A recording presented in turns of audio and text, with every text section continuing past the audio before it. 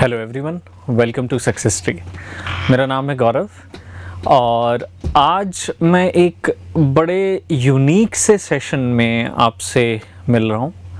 Basically बहुत सारे students का ये डाउट आता है कि सर ये सिलेबस कहाँ से करें, हम सिलेबस कंप्लीट कर चुके हैं, प्रैक्टिस कहाँ से करें।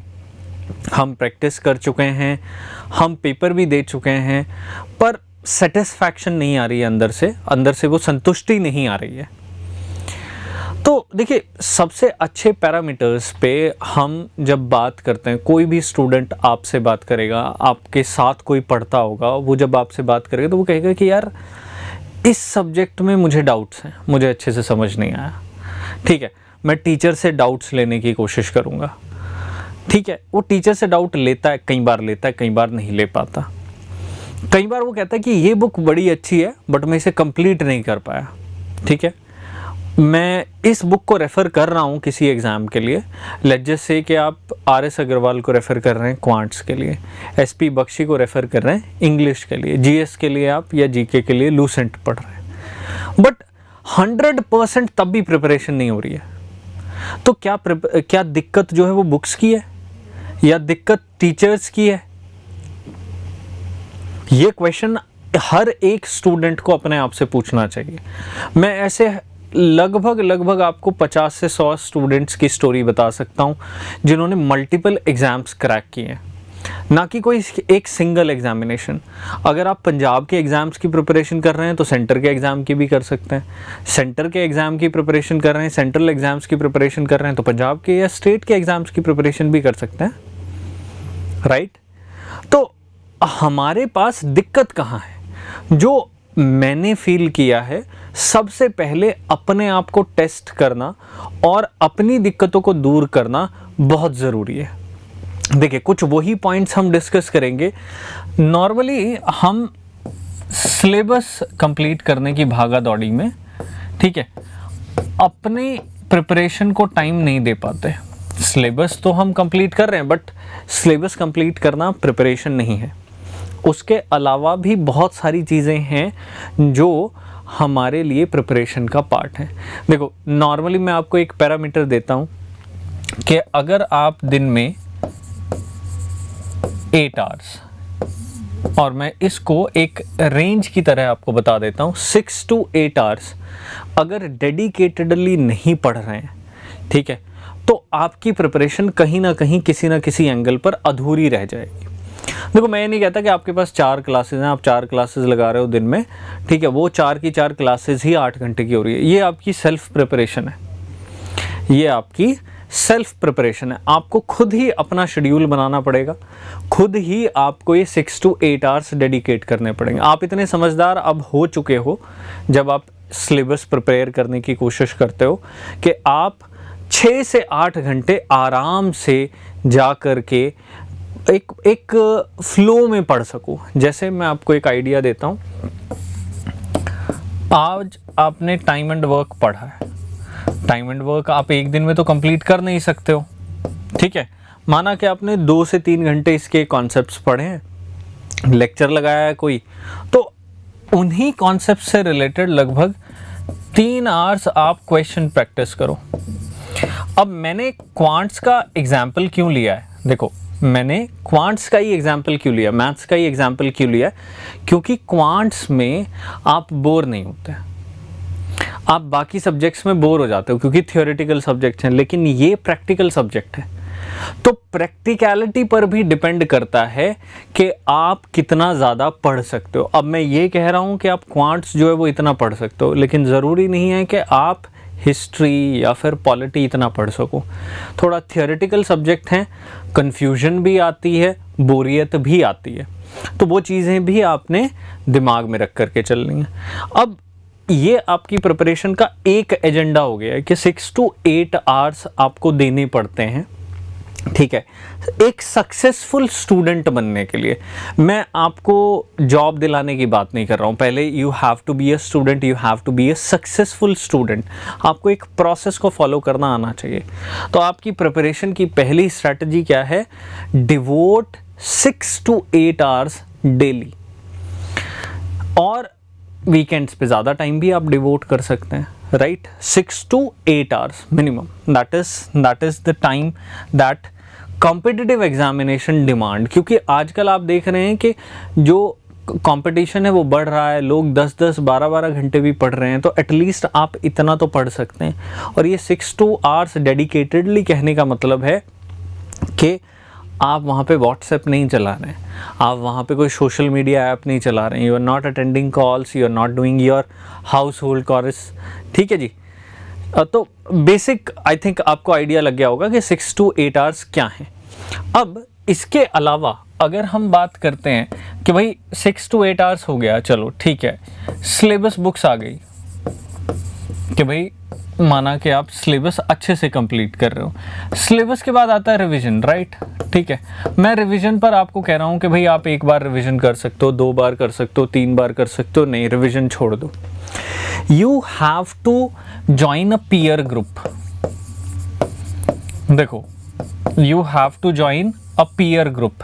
अब पीयर ग्रुप कई लोगों का तो स्टूडेंट्स के साथ बनता है, कई लोगों का सीनियर्स के साथ बनता है, और कईयों का टीचर्स के साथ होता है। उनकी इतनी अच्छी बॉन्डिंग होती है इन तीनों के साथ, भाई स्टूडेंट्स के साथ हो रही है या फिर सीनियर स्टूडेंट्स के साथ हो रही है जो सेलेक्ट हो गए हैं, उनका कोई भाई है, कज़िन है जो सेलेक्ट हो गया है, ठीक है, उनके साथ वो डिस्कस कर रहे हैं, या फिर वो डायरेक्टली टीचर्स के साथ इतने अच्छे से घुल मिल गए हैं कि वो अगर उन्हें कोई डाउट होता है तो वो टीचर्स के साथ ही डिस्कस कर लेते हैं डायरेक्टली।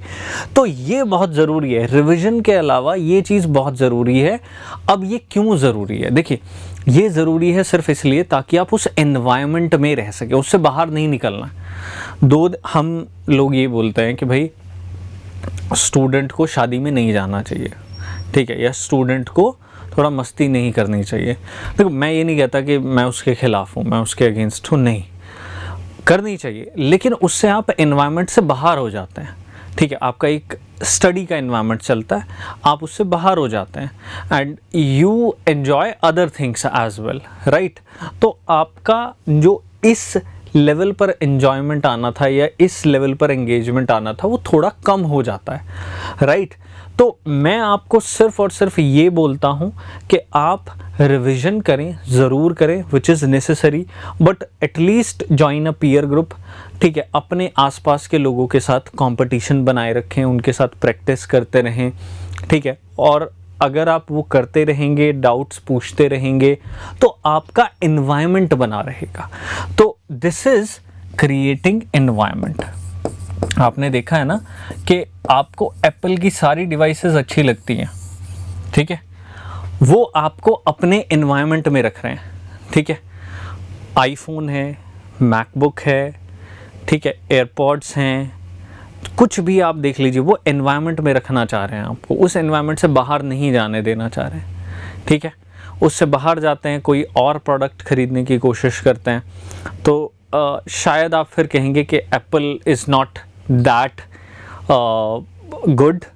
आपको वही सारी जो अच्छी चीज़ें हैं वो दूसरी चीज़ों में भी मिल सकती हैं, दूसरे प्रोडक्ट्स में भी मिल सकती हैं।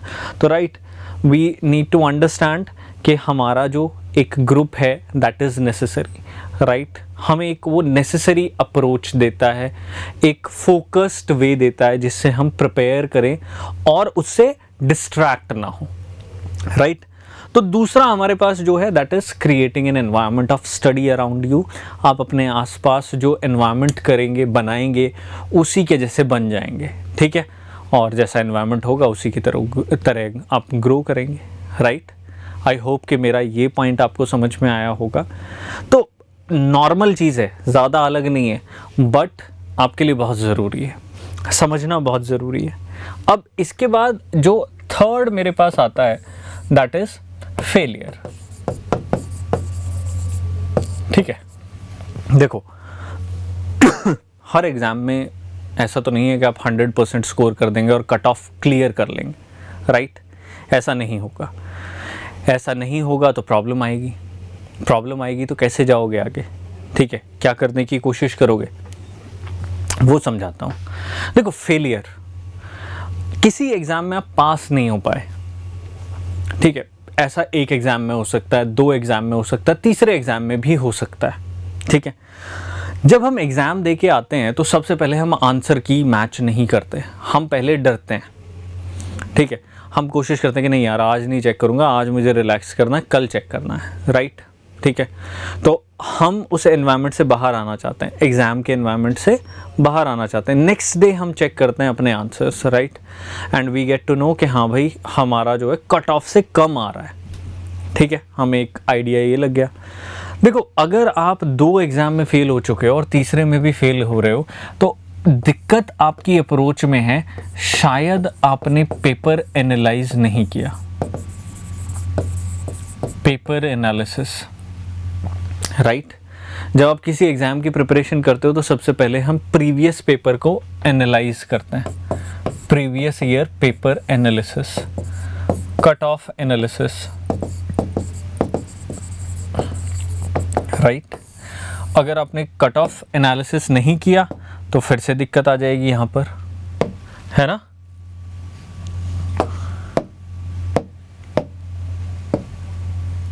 दिक्कत आ जाएगी ना कि भाई अगर आपने प्रीवियस ईयर पेपर एनालिसिस नहीं किया, कट ऑफ एनालिसिस नहीं किया, तो आपको यही नहीं पता चलेगा कि मुझे उस पेपर में स्कोर कितना करना है, ठीक है। एक तो ये पॉइंट रहा। दूसरा, यहीं पर आता है सब्जेक्ट शफलिंग। देखो, सब्जेक्ट शफलिंग क्या होता है? आपको सब्जेक्ट को शफल करना आना चाहिए पेपर में। आपको पता है कि ये पेपर इतने मार्क्स का है, एक सेक्शन आपका वीक है और एक सेक्शन आपका टफ है, तो आपको पता होना चाहिए कि मुझे कौन सा सेक्शन छोड़ना है या किस सेक्शन पर सबसे कम टाइम देना और ज़्यादा क्वेश्चंस किस सेक्शन से अटेंड करने, ठीक है।